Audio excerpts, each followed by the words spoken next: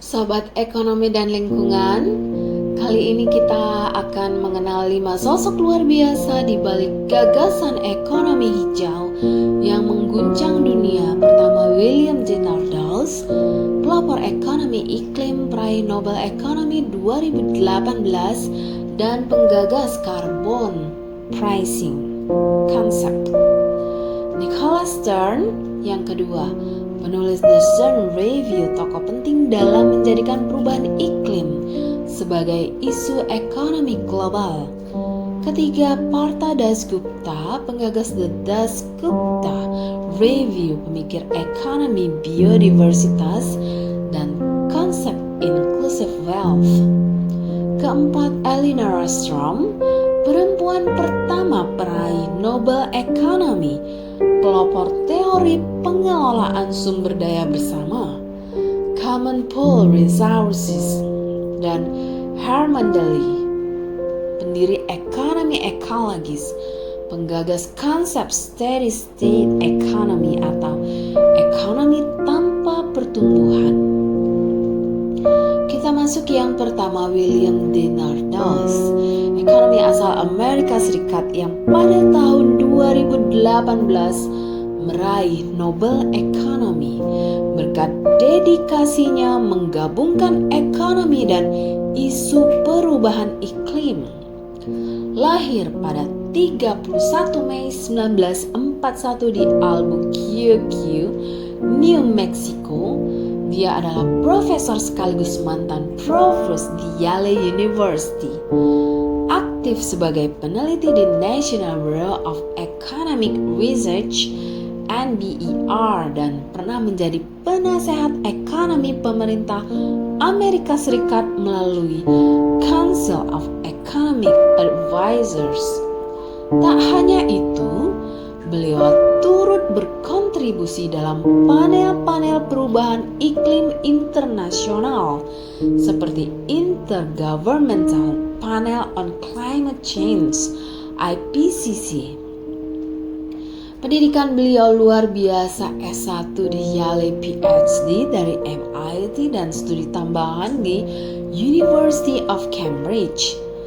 Tapi bukan cuma itu, dampak global Nordhaus luar biasa dalam merumuskan pendekatan ekonomi terhadap krisis iklim. Dia memperkenalkan konsep seperti carbon pricing dan cap and trade system, dua ide yang kini menjadi landasan kebijakan di badan dunia seperti United Nations Framework Convention on Climate Change (UNFCCC), IPCC, dan Bank Dunia. Karya monumentalnya seperti Managing the Global Commons dan The Climate Casino menyampaikan pesan penting, ekonomi bukan sekadar angka, tapi tentang nasib umat manusia di masa depan.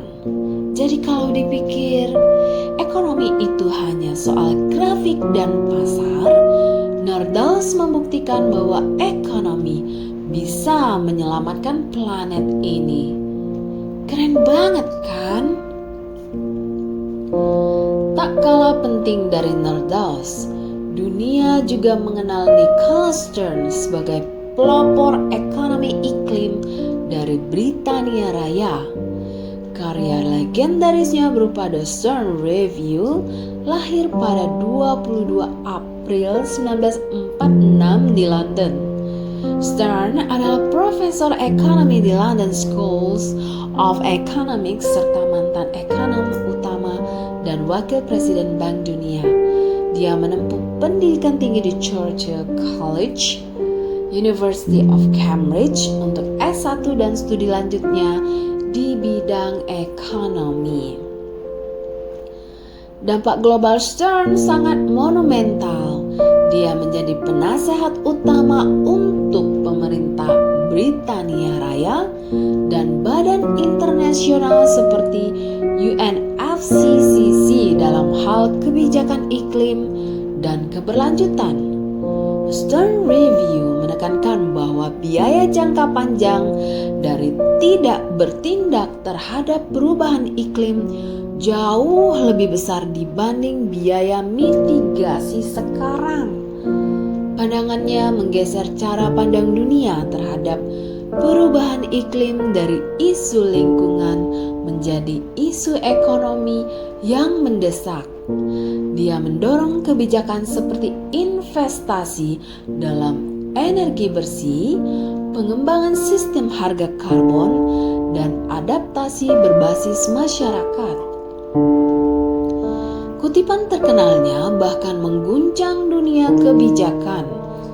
Perubahan iklim adalah kegagalan pasar terbesar yang pernah dilihat dunia.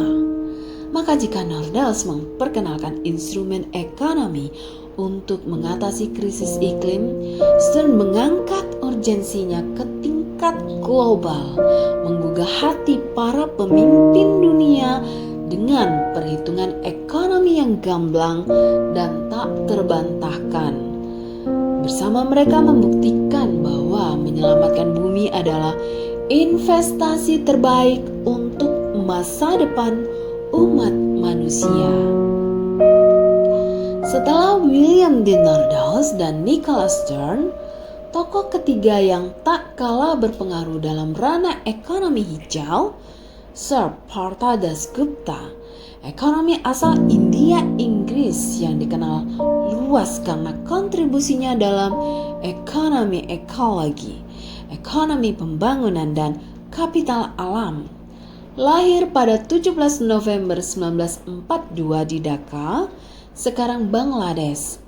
Dasgupta merupakan profesor emeritus di University of Cambridge dan pernah menjabat sebagai Ketua Royal Commission on Environmental Pollution. Dia dikenal luas melalui The Dasgupta Review, sebuah laporan penting tentang ekonomi keanekaragaman hayati yang dirilis atas permintaan pemerintah Inggris pada tahun 2021. Laporan ini menegaskan bahwa alam adalah aset ekonomi yang paling penting namun paling diabaikan. Dalam tinjauannya, Dasgupta memperkenalkan konsep inclusive wealth, yaitu kesejahteraan sejati suatu bangsa tidak hanya dilihat dari produk domestik bruto, tapi juga dari keberlanjutan aset alam dan sosialnya.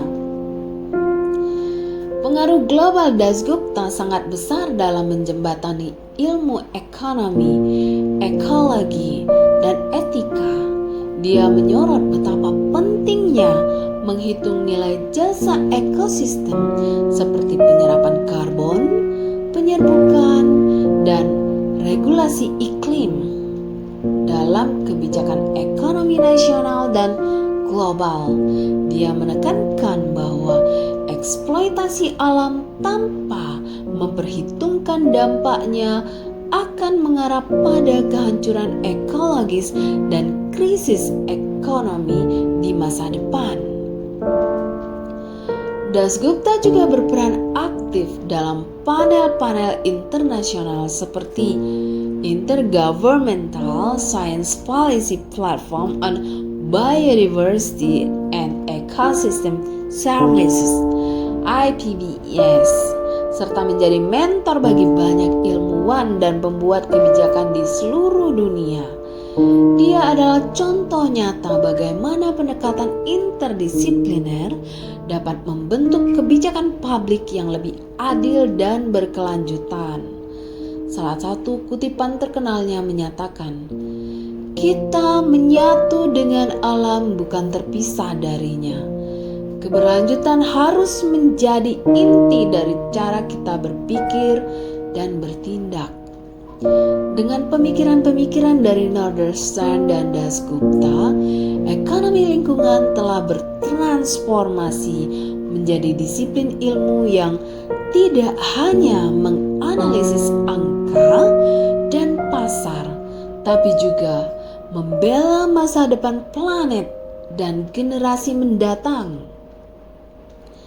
Kini kita sampai pada sosok inspiratif yang merevolusi cara kita memahami pengelolaan lingkungan, Elinor Ostrom.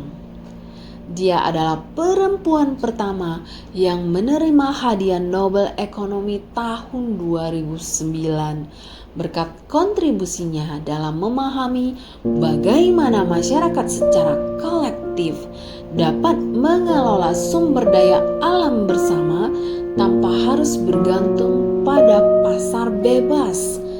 Lahir pada 7 Agustus 1933 di Los Angeles, Amerika Serikat, Ostrom berkarir akademik panjang di Indiana University, tempat dia mendirikan workshop in political theory and policy analysis.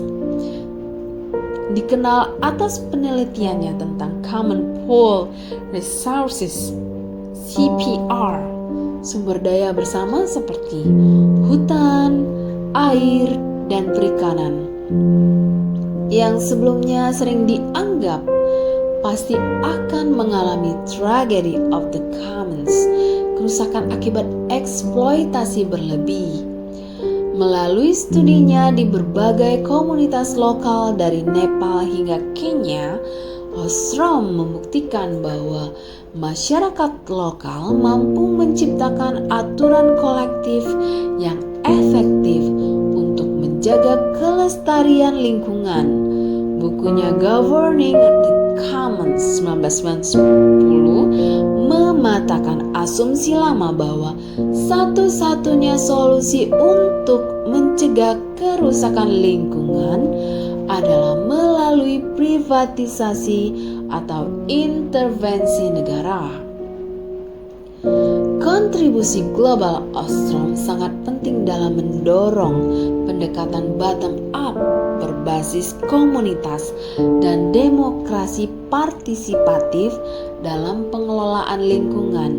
Dia menciptakan 8 prinsip Ostrom sebagai panduan bagaimana sumber daya bersama bisa dikelola secara lestari. Prinsip itulah yang menjadi rujukan dalam kebijakan lingkungan, penguatan pengelolaan hutan adat, hingga tata kelola air dan tanah. Selain itu, dia juga menjadi pionir dalam ekonomi kelembagaan. Ostrom juga berkontribusi dalam integrasi antara ilmu sosial dan lingkungan, mendorong kolaborasi lintas disiplin antara ekonomi, ekologi, dan antropologi. Salah satu kutipan terkenalnya, "Tidak ada satu solusi yang cocok untuk semua dalam mengelola sumber daya bersama. Kunci keberhasilan adalah keragaman institusi lokal dan kepercayaan antar pihak." Kehadiran Elinor Ostrom membuktikan bahwa solusi terhadap krisis lingkungan bisa lahir dari komunitas yang diberdayakan dan berdaya kelola. Bersama Nordahl, Stern, dan Dasgupta, Ostrom memperkaya pendekatan ekonomi lingkungan dengan sentuhan sosial dan kemanusiaan yang mendalam. Kini giliran kita mengenal Herman Daly, seorang ekonom lingkungan asal Amerika Serikat yang dikenal sebagai pelopor ekonomi ekologis, ecological economics, dan penggagas konsep ekonomi tanpa pertumbuhan, steady state economy. Lahir 21 Juli 1938. Daly adalah suara kritis terhadap logika ekonomi konvensional yang menempatkan pertumbuhan sebagai tujuan utama tanpa mempertimbangkan batas daya dukung ekologis bumi.